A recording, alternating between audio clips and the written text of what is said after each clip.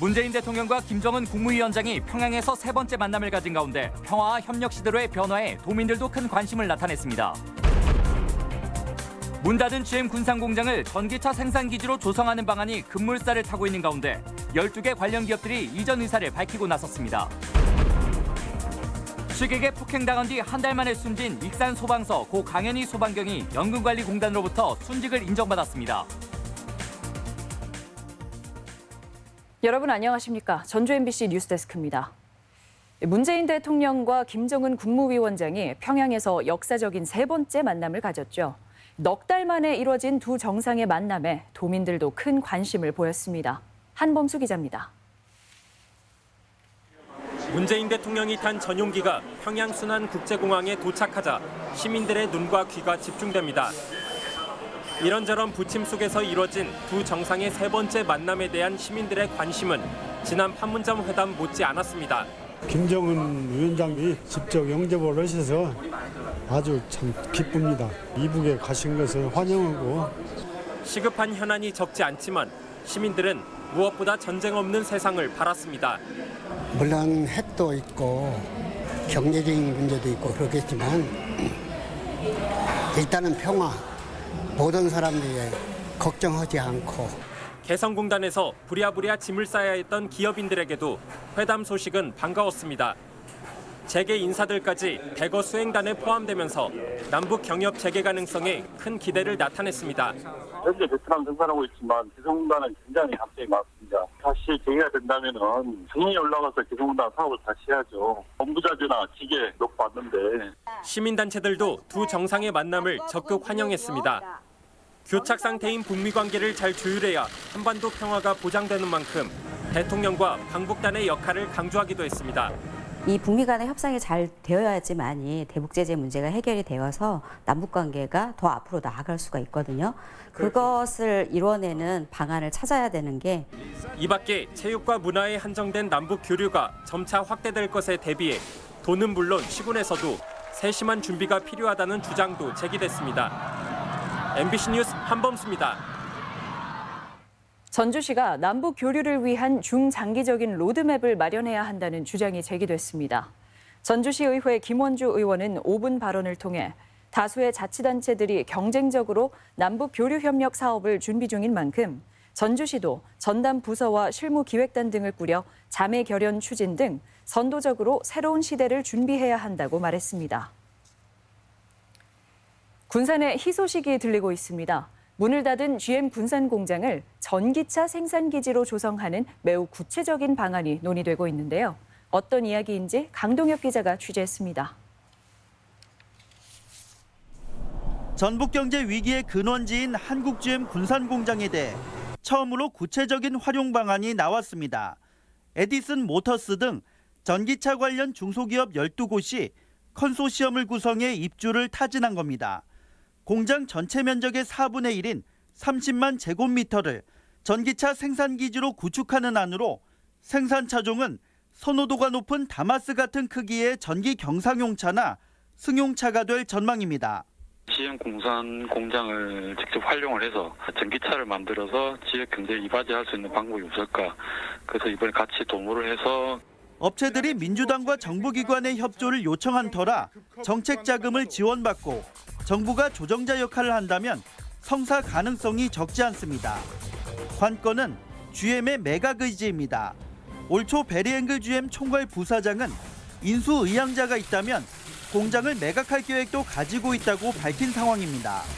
하지만 경영진이 비싼 값을 받기 위해 버틸 경우 협상이 교착 상태에 빠질 수 있습니다.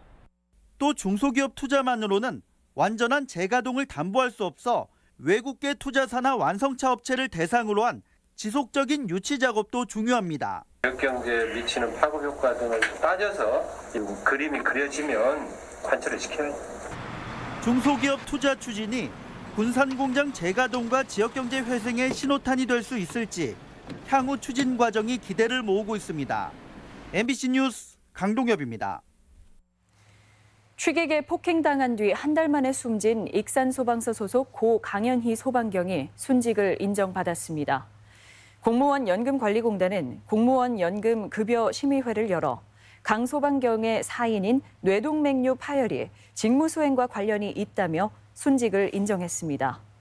앞서 강소방경은 지난 4월 2일 익산의 한 종합병원 앞에서 취객 47살 윤모 씨에게 맞은 뒤 뇌출혈 증세를 보여 한 달 만에 숨졌습니다.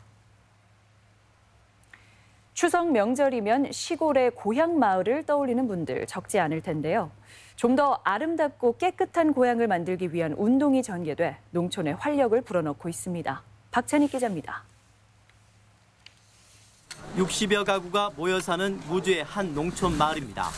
자원봉사자들이 낡은 주택의 벽지를 새로 바르고 대문에 페인트를 칠합니다. 마을 이곳저곳에 벽화를 그리고 꽃밭을 꾸미는 등 마을을 곱게 단장하는 손길이 분주합니다. 저희 주민들이 많이 청소를 하는데 그래도 못하는 부분이 많은데 이렇게 와서 해주시니까 마을도 깨끗하고 동네 분위기가 상당히 좋아지는 것 같습니다. 농협과 농민단체 등 자원봉사자 200여 명이 깨끗하고 아름다운 농촌 마을 가꾸기 사업에 참여했습니다. 대다수 주민이 70대 노인인 이 마을처럼 고령자가 많은 농촌 마을은 일손이 없어 주변 환경을 깨끗이 정비하기가 어렵습니다. 농촌이 좀 더 쾌적한 삶이 유지되는 현장이 될 수 있도록 농협에서 최선을 다하고 앞으로 이런 여러 가지 활동들을 확대해 나가도록 하겠습니다. 주민들에게 거주 공간이자 도시민들에게 휴식처인 농촌의 아름다운 마을이 더욱 많아지길 기대해봅니다.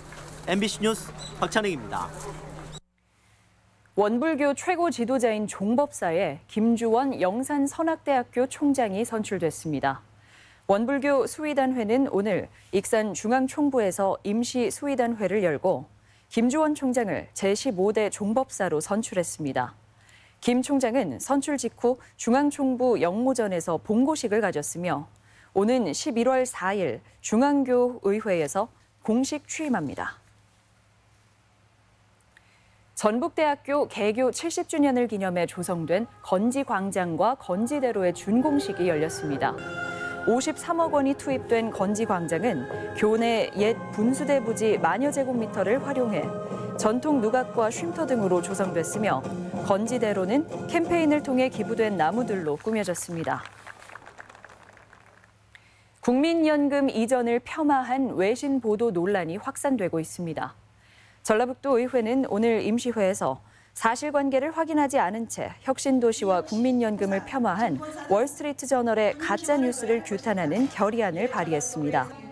미 월스트리트저널은 지난주 국민연금 기금운용본부가 축산 악취 등으로 기금본부장 선임에 어려움을 겪고 있다는 기사를 내 도민들의 공분을 샀습니다. 광주고법 전주재판부는 특정 후보를 지지하며 경로당에 가전제품을 제공해 1심에서 선거법 위반 혐의로 벌금 300만 원을 선고받은 서선희 전주시 의원의 항소를 기각했습니다. 서 의원은 지난해 도의원 보궐선거에서 특정 후보를 돕다 경로당 6곳에 TV와 냉장고를 기부한 혐의로 기소됐는데 대법원에서 형이 확정되면 의원직을 상실하게 됩니다. 지방의원 쌈짓돈으로 불리는 재량사업비에 대해 부정적 여론이 높아지는 가운데 전주시의회가 전주시가 부담하는 도의회 재량사업 예산을 편성하지 않기로 했습니다. 전주시의회는 전라북도가 공모한 주민제한 공모사업을 사실상 도의원 재량사업비로 보고 시 예산 편성분 14억 5천만 원을 전액 삭감했습니다. 전주지검은 의붓딸을 10여 년간 상습 추행한 모 신학대학교 학생 49살 A씨를 강제추행 혐의로 구속했습니다. 전북권 뉴스였습니다.